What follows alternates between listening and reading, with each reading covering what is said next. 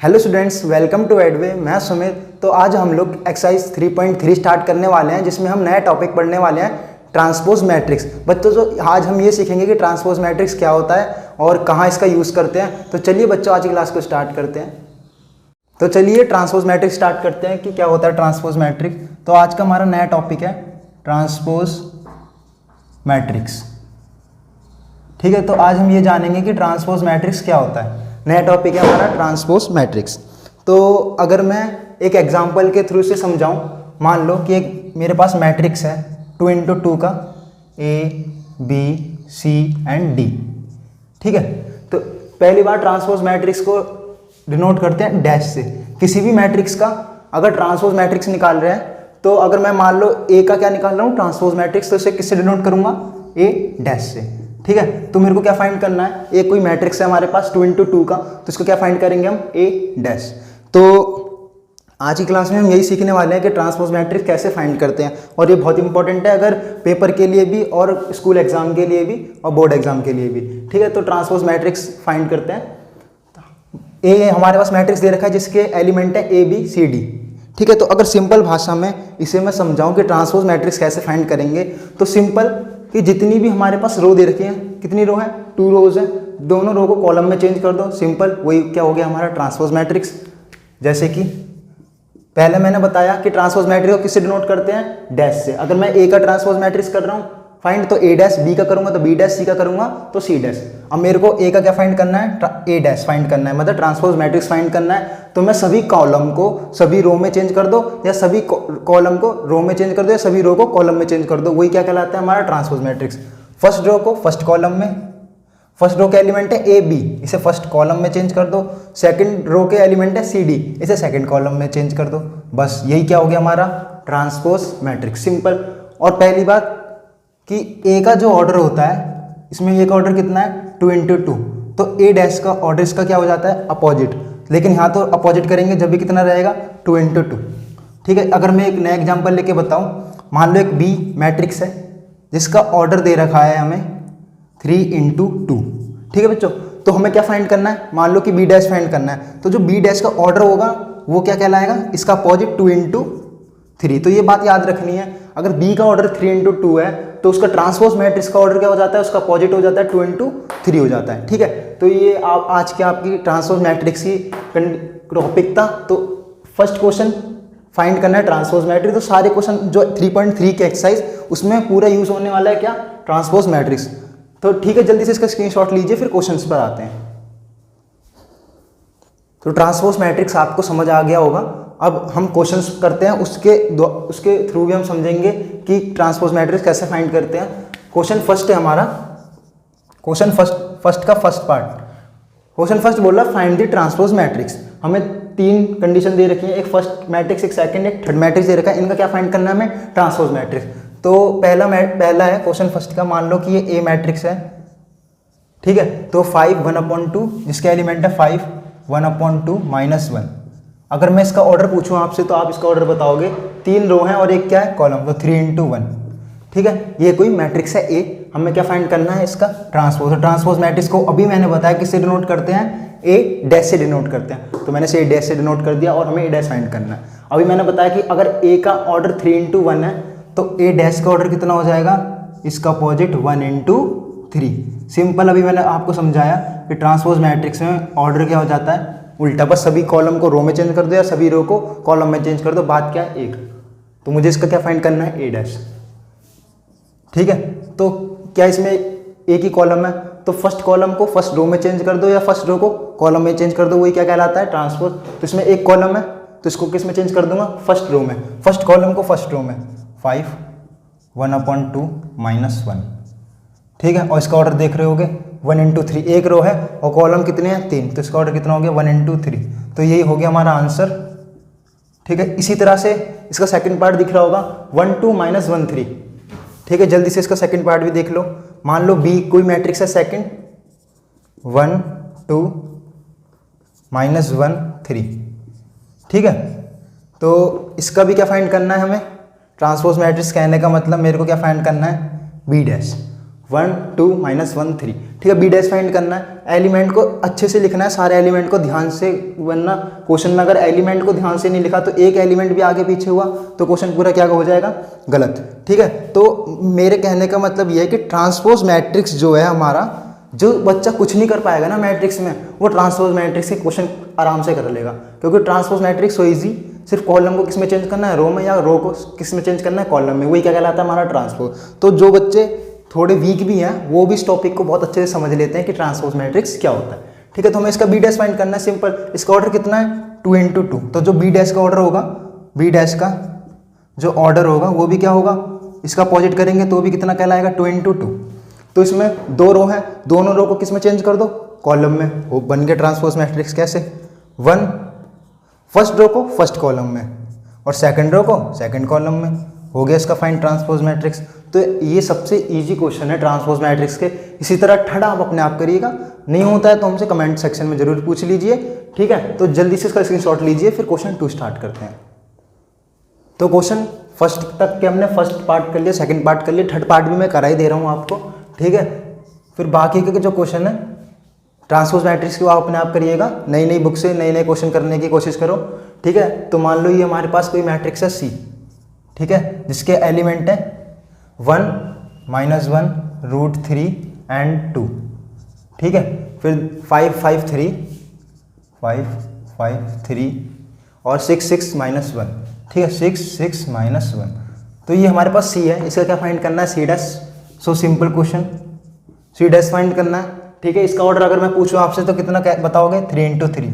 तो जो C dash का ऑर्डर होगा वो भी आप इसका क्या बताओगे, अपोजिट, तो वो भी कितना हो जाएगा, 3 × 3। ठीक है, मतलब जो रो है वो कॉलम में चेंज हो जाती हैं, जो कॉलम वो रो में चेंज हो जाते हैं। ठीक है, तो इसका क्या फाइंड करूंगा मैं, C डैश। तो सभी रो को किस में चेंज कर दो, कॉलम में, वही क्या होता है आपका ट्रांसपोज मैट्रिक्स। तो फर्स्ट रो को फर्स्ट कॉलम में, सेकंड रो को सेकंड कॉलम में और थर्ड रो को थर्ड कॉलम में, अपने आप का फाइंड हो जाएगा हमारा ट्रांसपोज मैट्रिक्स। तो -5 -1 5 6 √3 5 6 और 2 3 -1। तो ये हमारा क्या फाइंड हो गया, C डैश।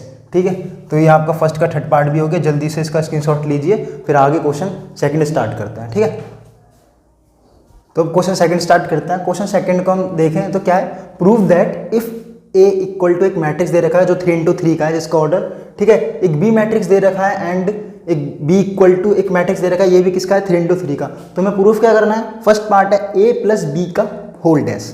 तो यहाँ थोड़े बच्चे कंफ्यूज हो जाते हैं कि ये क्या दे दिया सर। ठीक है, तो यहाँ पर क्या करना है, सबसे अगर मैं सिंपल तरीके से बताऊँ, एक हमारे पास मैट्रिक्स दे रखा है A, एक एंड B दे रखा है B। ठीक है, तो हमें क्या करना है, A मैट्रिक्स लेना है, B मैट्रिक्स लेना है और दोनों का क्या करना है, बीच में दिख रहा होगा ऐड, सम करना है दोनों का A + B। ये आप अच्छी तरह से प्रीवियस क्लासेस में सीख चुके हैं। जिन बच्चों ने हमारी प्रीवियस क्लासेस अटेंड नहीं की हैं वो डिस्क्रिप्शन में जाइए, वहाँ पर हमारी सारी क्लासेस की लिंक दे रखी है, तो जाकर जरूर वीडियोस को देखिए। जब भी क्वेश्चंस को आगे जितने भी टॉपिक आने वाले हैं उनको क्या कर पाओगे, सॉल्व कर पाओगे और समझ पाओगे। ठीक है, तो इसमें क्या दे रखा है, A + B। तो A + B हम एडिशन सीख चुके हैं, एडिशन सब्ट्रैक्शन मल्टीप्लिकेशन हम किसका सीख चुके हैं, मैट्रिक्स का अच्छी तरह सीख चुके हैं। ठीक है, तो पहले क्या करना है, एडिशन करना है। जो ऐड करने के बाद एक नया मैट्रिक्स जनरेट होगा उसका हमें क्या करना है, ट्रांसपोज मैट्रिक्स। डैश का मतलब क्या होता है, ट्रांसपोज मैट्रिक्स फाइंड करना है। तो इसको किसके, पहले LHS को लेके चलेंगे हम यहाँ पर, फिर RHS को। तो क्वेश्चन सेकंड को स्टार्ट करेंगे हम जल्दी से। ठीक है, तो एक हमारे पास मैट्रिक्स है A जिसके एलिमेंट है -1 5 2 -2 -1 5 -2 2 7 1 2 7 1 3 9 1। ठीक है, 2 7 1 3 9 1। इसी तरह से हमारे पास एक B मैट्रिक्स दे रखा है, आपको दिख रहा होगा, ये भी किस ऑर्डर का दे रखा है, 3 × 3 -4 1 1 -4 1 1 1 2 3 और -5 0 1। ठीक है, -5 0 1। तुम्हें प्रूफ क्या करना है, अगर क्वेश्चन सेकंड का मैं फर्स्ट पार्ट देखूं तो मेरे को प्रूफ दिख रहा है कि A + B का होल डैश किसकी इक्वल होता है, A डैश + B डैश। ये तो आपको कंडीशन हमेशा याद भी रखनी है एग्जाम के लिए। ठीक है, अगर हमें प्रूफ में नहीं दे रखा होगा, अगर इसका कहीं कहीं डायरेक्ट क्या हो जाता है, इस कंडीशन का यूज भी हो जाता है कि A + B का होल डैश किसकी इक्वल होता है, एक बार ए का डैश कर दो, फिर उसका सम करो, फिर एक बार बी का डैश कर दो। ठीक है, तो मैं एक बार LHS को लेके चल रहा हूँ। LHS हमारा क्या है, ए प्लस बी का होल डैश। तो ए प्लस बी का होल डैश फाइंड करेंगे हम यहाँ पर। तो इससे पहले आपको दिख रहा होगा मेरे को क्या फाइंड करना पड़ेगा, ए प्लस बी। उसके बाद में क्या फाइंड करूँगा, उसका ट्रांसपोज मैट्रिक्स। तो ए मैट्रिक्स हमारे पास क्या है, -1 5 -2 2 7 1 3 9 1। ठीक है, ये हमारे पास ए मैट्रिक्स मैंने एज इट इज ऐसे उतार लिया, प्लस बी। बी एक हमारे पास मैट्रिक्स है जो है -4 1 1 1 2 3 एंड -5 0 1। ठीक है, तो ये ए प्लस बी, तो ये ए मैट्रिक्स हो गया, ये बी मैट्रिक्स हो गया। अब इसका भी क्या फाइंड करना है हमें, दिख रहा होगा आपको डैश। ठीक है, तो पहले इन दोनों मैट्रिक्स को हम क्या करेंगे, सम आप अच्छी तरह से सीख चुके हैं और मैंने सिखा भी चुका है।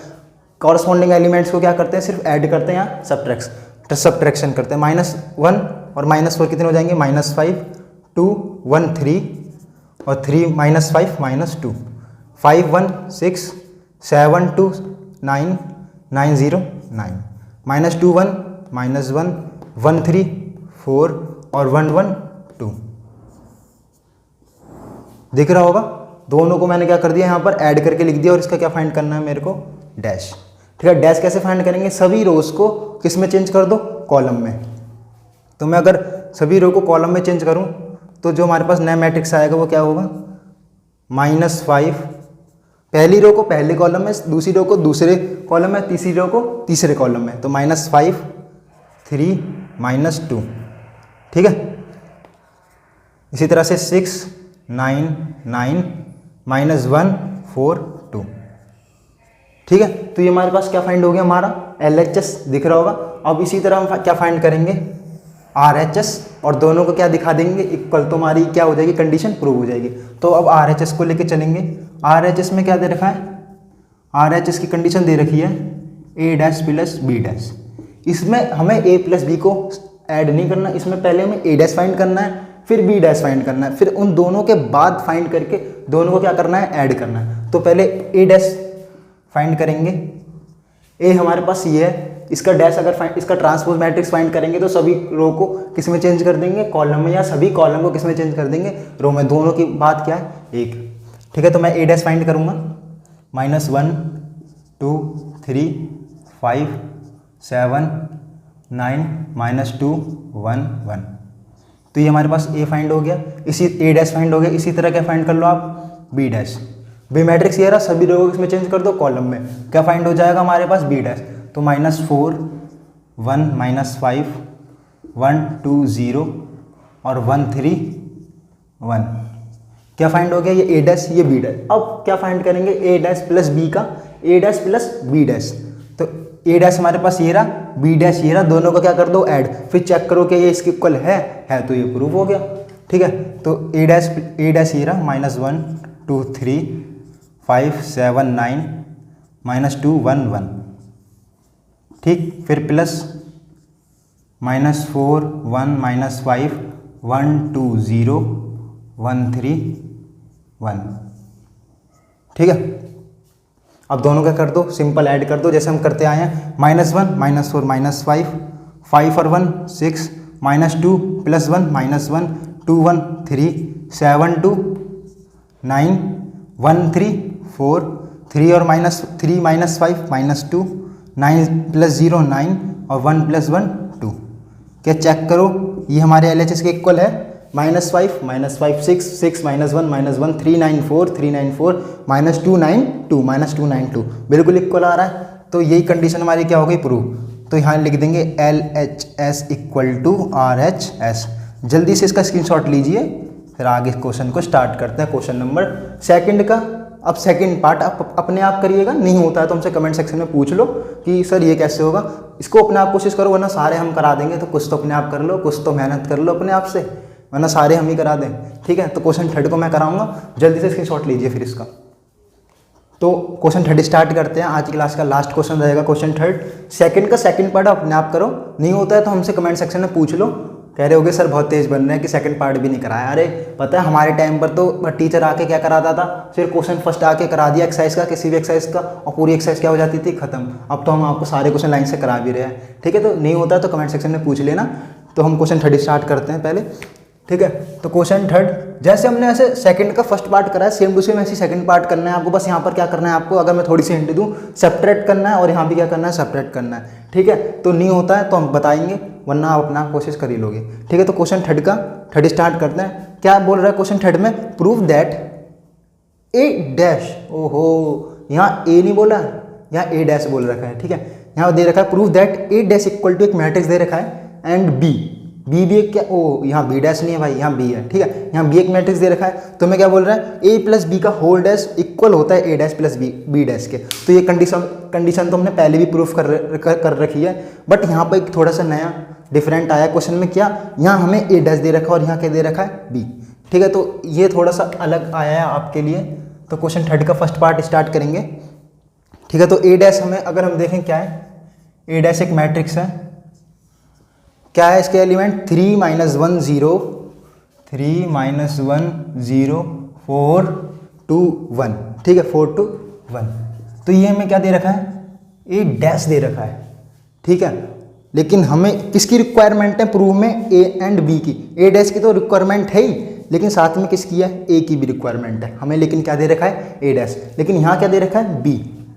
ये तो बुक वाले होते हैं कि जिनने बुक बनाई होती है, कभी ए डैश दे देते हैं, कभी बी डैश दे देते हैं, कभी कुछ दे देते हैं, कभी कुछ। बच्चे को क्या कर देते हैं, कन्फ्यूज। तो क्या है, -1 2 1 1 2 1। लेकिन हम भी बहुत तेज हैं, हम भी क्या करते हैं, सारे क्वेश्चन अटेंड कर लेते हैं, 1 2 3, ठीक है, 1 2 3। पता है एग्जामिनर कितना भी क्वेश्चन हार्ड डाल ले, लेकिन जो पढ़ने वाले बच्चे होते हैं ना, वो कोई सा भी क्वेश्चन दे दो उसे, सारे क्वेश्चन क्या कर लेते हैं, अटेंड कर लेते हैं। अगर जिनके कॉन्सेप्ट क्या होते हैं, क्लियर। अगर जो डायरेक्ट क्वेश्चन करते हैं ना बच्चे, डायरेक्ट क्वेश्चन ही क्वेश्चन करे जा रहे हैं, वो बहुत कम मार्क्स अचीव करते हैं। मतलब कहने का मतलब 80% तक कर लेंगे। लेकिन जिनके कॉन्सेप्ट वाइज क्वेश्चंस क्या होते हैं, क्लियर होते हैं, हर किसी क्वेश्चन में जो कॉन्सेप्ट लग रहा है, अगर वो क्लियर होगा तो बच्चे क्या कर लेंगे, अच्छे। अगर टीचर किसी भी तरह से कोई भी सवाल दे दे तो उसको क्या कर लेंगे, अच्छी तरह से सॉल्व कर लेंगे। कह रहे हैं लेकिन हम तो सर बहुत तेज हैं, हम तो कॉन्सेप्ट क्लियर हो या ना, हम तो रट्टा ही मार लेंगे, हैं। बहुत से बच्चे होते हैं मैथ का भी रट्टा मारते हैं, मैंने देखा है, ठीक है। तो हमारे पास क्या दे रखा है, ए डैश दे रखा है, एक मैट्रिक्स। इसका अगर ऑर्डर पूछूं तो 3 रो हैं और कॉलम कितने हैं, 2, तो 3 × 2, ठीक है। अगर बी का पूछूं तो 2 × 3। बी डैश तो जैसे हमने पहले में निकाला था, बी का क्या निकालना है, बी डैश तो सिंपल निकाल लोगे।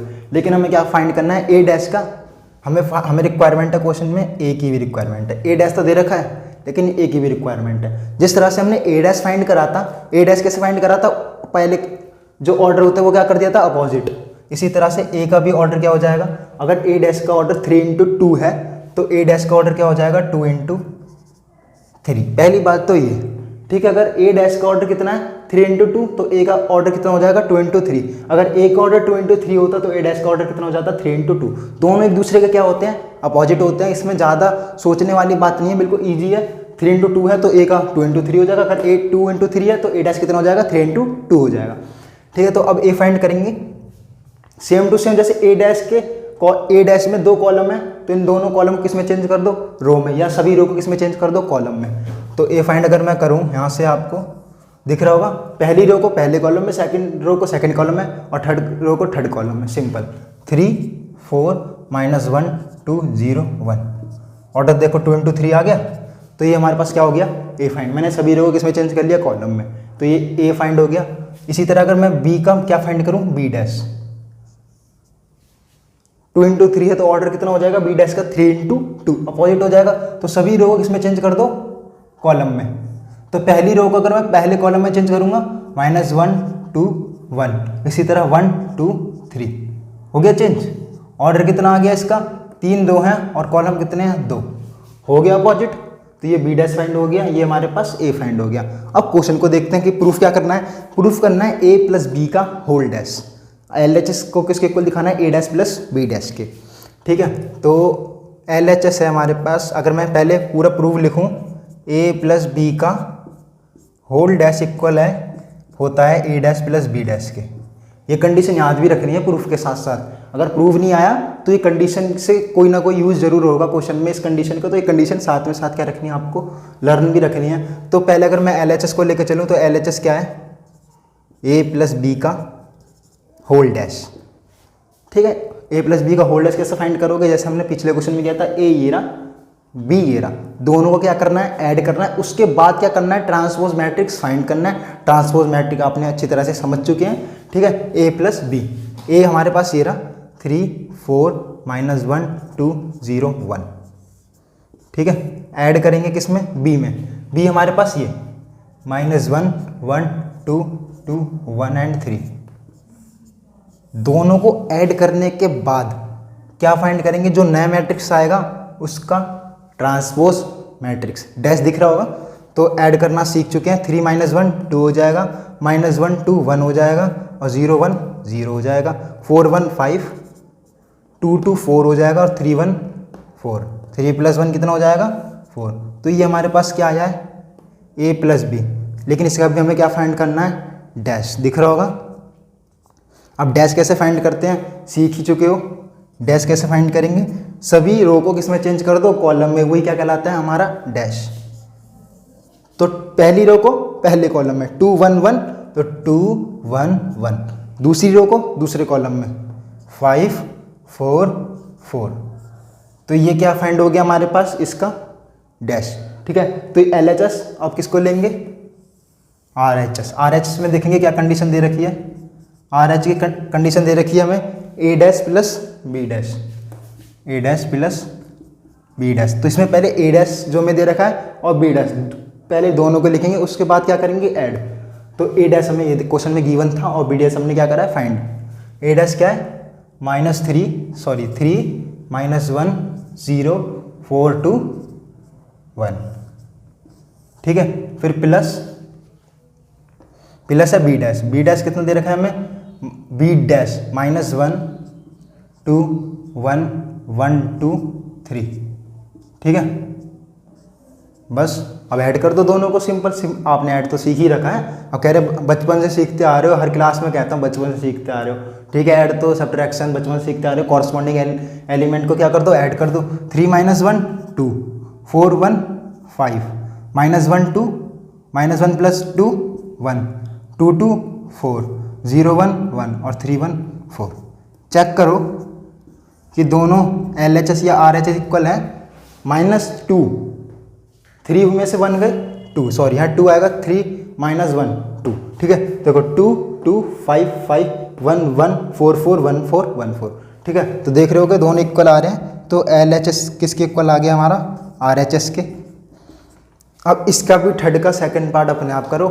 कह रहे हैं सर तो अब तो हमें मार डालेंगे, अरे ऐसे कोई बात नहीं है। ठीक है, थर्ड का भी सेकंड पार्ट अपने आप करो, नहीं होता तो हम बता देंगे, कोई ज़्यादा हार्ड थोड़ी है। a- सारी चीज़ देखो मैंने निकाल रखी है।